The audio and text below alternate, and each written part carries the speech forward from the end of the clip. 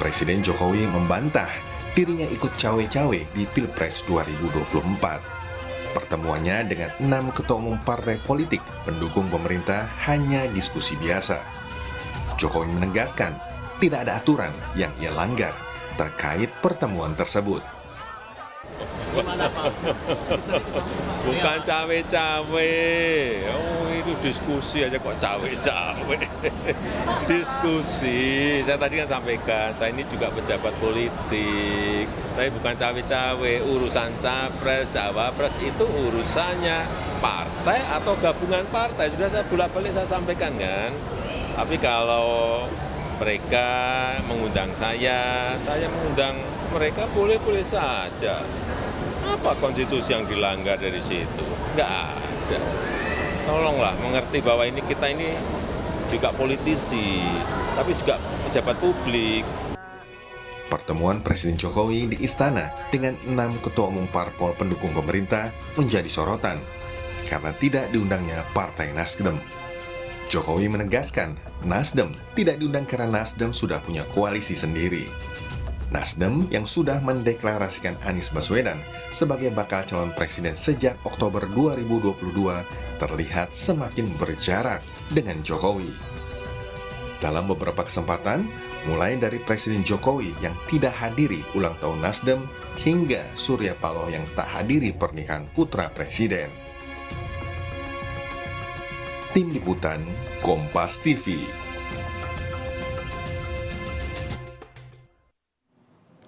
Wakil Presiden ke-10 dan ke-12 Yusuf Kala meminta ke Presiden Jokowi untuk tidak ikut campur terlalu jauh urusan Pilpres 2024. Yusuf Kala membandingkan Megawati dan SBY yang dinilai menjauhkan diri dari politik di akhir masa jabatannya. Kita bahas hal ini, Saudara, bersama dengan Ketua DPP PDI Perjuangan, Nusirwan Sujono, dan juga Yunarto Wijaya, Direktur Eksekutif Carta Politika.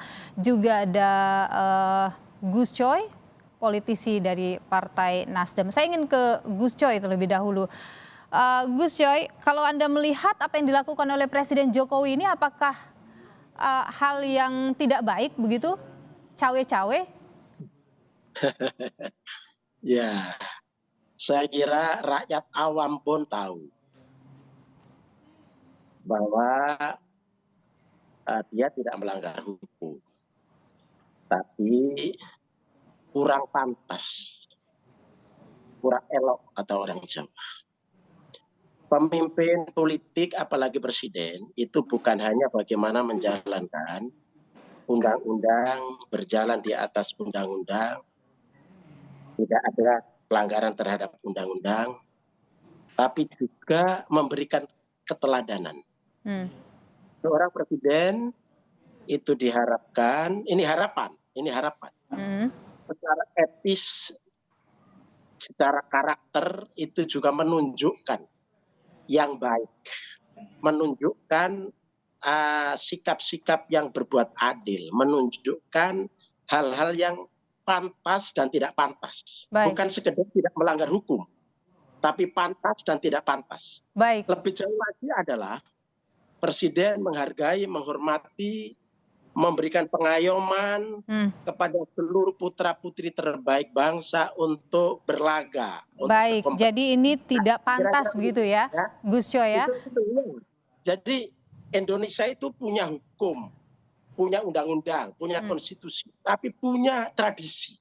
Oke, ya, baik. Punya pantas dan tidak pantas. Baik. Sehingga Presiden itu diharapkan memberikan keteladanan. Baik, kalau Nasdem mengatakan ini tidak pantas, kalau Bung Irwan, Anda menyebut seperti apa? Halo, itu ke saya. Bung Irwan? Selamat sore. Iya, Pak Irwan bagaimana? Kalau tadi disebut oleh Gus Coy dari Nasdem bahwa itu tidak pantas yang dilakukan. Ya, seperti yang Gus Coy sampaikan tadi, katanya dengan awal bahwa orang awam pun tahu, katanya begitu. Tapi menurut saya itu awam dalam pengertian persepsi Gus Coy ya, secara pribadi.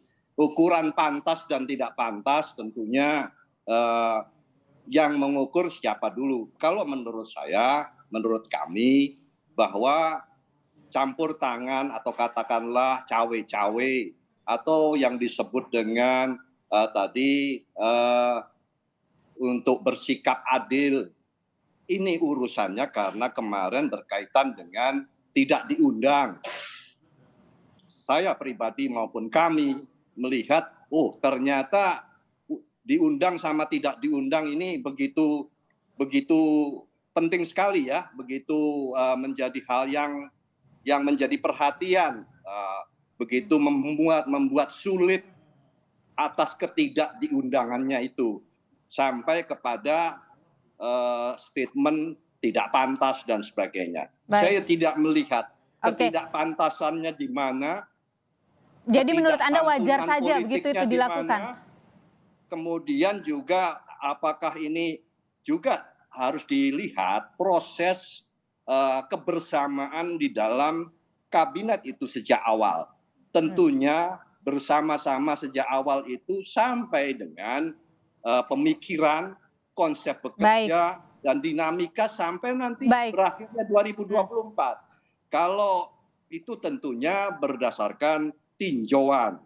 Tinjauan apakah layak atau tidak untuk masih berada pada rel atau koridor yang masih bisa dianggap bersama-sama. Baik, Pak Irwan, maaf saya harus potong Anda, saya tahan di sana, saya ingin ke Bung Toto dulu.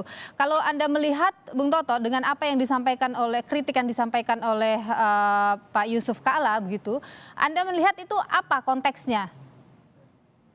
Ya, kalau berbicara dalam konteks secara umum, apa yang diungkapkan terkait dengan presiden yang dalam sistem presidensial juga adalah kepala negara, milik publik, bukan hanya milik koalisi. Sebaiknya ketika kemudian berbicara pemilu, entah dia harus masih bisa ikut kembali maju, misalnya baru 1 periode, atau sudah mau pensiun, memang seharusnya netral. Sebagai sebuah norma, saya sepakat. Catatan kritisnya tapi satu, buat Pak Yusuf Kalla, ada catatan kritis buat beliau. Beliau adalah sosok yang pernah mengakui ketika menjadi wapres, saat itu masih berkuasa, itu mendukung Anies Baswedan dalam pilkada. Itu kalimat eksplisit yang diungkapkan secara terbuka. Jadi ada catatan tersendiri buat Pak Yusuf Kalla sendiri ketika melihat sebuah cerminan politik ya, dalam konteks keteladanan seperti Gus Coy tadi katakan. Yang kedua, kalau ditanya konteksnya apa, kemarin kan jelas berbicara dalam konteks Nasdem tidak diundang. Tapi saya punya pandangan berbeda di poin ketiga. Seharusnya saya berharap ketika kita semua ingin push Presiden Jokowi untuk bersikap netral, kita berbicara sebagai sebuah sistem. Ketika Presiden katakanlah dianggap berpihak, yang mengerikan itu kan adalah bukan preferensi politiknya. Kalau preferensi politik pasti Presiden yang ingin pensiun itu ingin legasinya diteruskan. Tapi bagaimana memastikan sistem yang kita miliki, peranata yang kita miliki tidak berpihak. Aparat, mau TNI, atau kemudian polisi, atau kemudian PNS, kepala daerah, dan lain-lain. Karena kalau pandangan saya, poin ketiga misalnya, terkait dengan Nasdem, saya punya pandangan yang berbeda. Nasdem ini menurut saya bukan karena mengusung Anies Baswedan. Dari awal saya selalu katakan kepada teman-teman Nasdem dan kepada partai lain.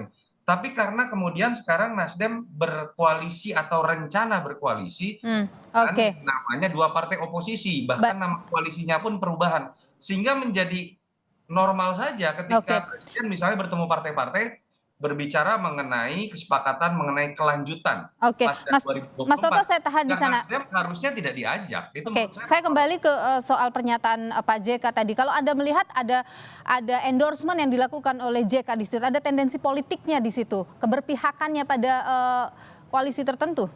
Saya tidak lah, saya masih berusaha positive thinking lah. Tidak seperti Pak JK sepertinya sedang melihat Pak Jokowi berpihak. Saya tidak kemudian mengatakan Pak JK karena mendukung Anies Baswedan di pilkada dan punya kedekatan pribadi, pasti Pak JK akan ke Mas Anies. Tidak, saya berusaha positive thinking Pak JK netral. Tapi sebagai sebuah realita politik kan begini. Apakah dulu SBY kemudian bisa dianggap netral? Tafsir mengenai sebuah peristiwa politik bisa saja mengatakan tidak loh. Yang maju pada saat SBY sebelum pensiun adalah besannya sendiri, menjadi cawapres dari Prabowo. Apakah seketika kemudian kita bisa mengeneralisir bahwa itu ada Pak SBY di baliknya? Kan tidak.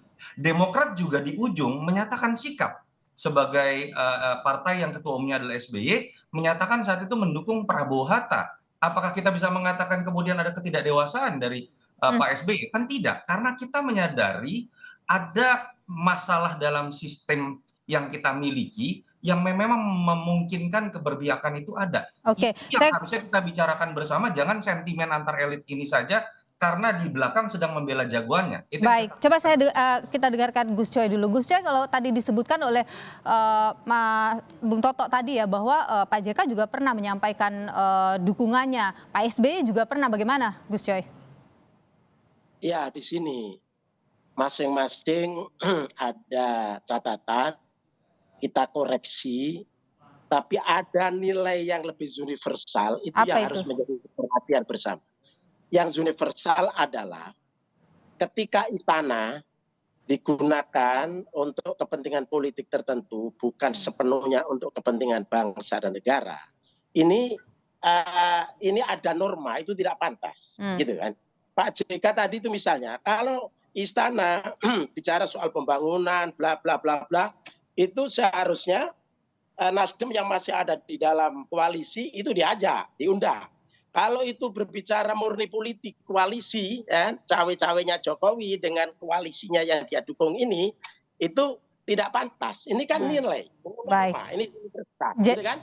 Jadi kami tidak gelisah, tidak diundang itu nggak ada soal.